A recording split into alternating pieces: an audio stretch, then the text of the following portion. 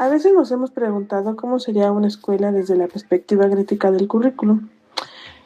Observando a las propuestas de los autores como Schwab, Stenhouse, Posner, Díaz Barriga o Alicia de Alba, entre muchos más, te das cuenta que todos ellos coinciden en que la escuela debería ser un espacio para formar personas críticas y reflexivas, que no solamente debe ser un lugar donde se transmiten conocimientos solo para poder aprobar un examen. Pues bien, se dice que se puede observar que si una escuela estuviera basada en las ideas de estos autores, probablemente sería muy diferente a muchas escuelas actuales. Pues bien, en primer lugar, los estudiantes tendrían una participación pues más activa en el proceso o en su proceso de educación. Eh, Uno de ellos que nos decía que consideraba que el currículum debía construirse tomando en cuenta a los alumnos, a los profesores y un contexto y los contenidos del contexto. Pues bien, era Schwab, por lo que decía que la enseñanza no sería igual para todos, sino que estaría basada únicamente en programas muy rígidos. Por ello también Stenhouse decía que la idea de que el currículum debía ser flexible y estar en constante revisión era una escuela inspirada en un pensamiento, que en sí los docentes no serían solo simples transmisores de información, sino más bien ellos mismos debían ser investigadores en su propia práctica. El cual esto permitiría adaptar más actividades a las necesidades reales de los estudiantes a su vida cotidiana. También nos hace como ponernos un poco a reflexionar sobre las ideas de otros teóricos, pues sí, decían que consideraban una de las críticas más importantes a la educación actual tiene que ver con todo aquello que se aprende sin estar escrito en los programas. Eh, Como ya bien sabemos, esto se podría definir como el currículum oculto. Nos dice que en muchas escuelas, además de aprender lo que son matemáticas, historia o español, los estudiantes deben de aprender lo que viene siendo una obediencia, competencia, la conformabilidad, la responsabilidad, para que esas son algunas de las normas que son necesarias para una convivencia en una sociedad. También nos dice que en ocasiones se forman o se fomenta más la obediencia que el pensamiento crítico. Nos dice que pues esto contempla a que las personas solo sean personas obedientes y no desarrollen su pensamiento por sí mismo, que no expongan sus dudas.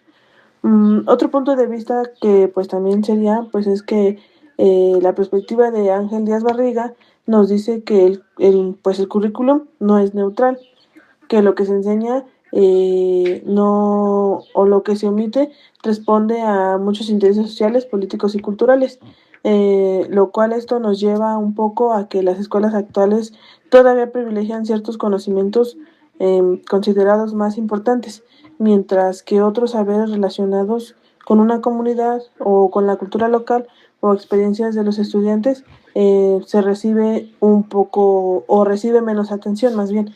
Nos dice que esto a veces se puede dejar las costumbres de lado, que igual ahorita con un poco de la escuela nueva mexicana se ha retomado un poco otra vez como lo que viene siendo la cultura de México, ese sería un ejemplo. Eh, otras, Otros lo critican porque pues dicen que les parece que mm, se quedan mucho en la neutralidad y no están en constante revisión los currículums. Uno de ellos pues es Giroux, que dice que especialmente debemos estar para analizar la educación contemporánea. Este autor sostiene que la escuela debe ayudar a los estudiantes a cuestionar las desigualdades sociales y pues a convertirse más en un agente de transformación que solo recibir información. Más sin en cambio, algunas veces la educación no se centra en ese tipo de indicadores, sino solo se realizan exámenes estandarizados para obtener pues, lo que viene siendo resultados medibles, eh, dejando un poco espacio para que reflexionen sobre los problemas los alumnos. Uno de ellos podría ser tal vez la pobreza, incluso la discriminación. Como bien sabemos, hasta la actualidad todavía sigue existiendo un poco o existe todavía el bullying, la injusticia social, es más que nada. Otro podría ser que también planteaban una visión crítica de la educación.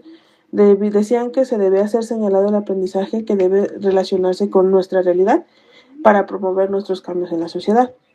Una de las perspectivas es que no debe de limitarse a preparar a personas para integrarse a un sistema existente, sino que debería de ser funcional o la persona debería contribuir para mejorarlo.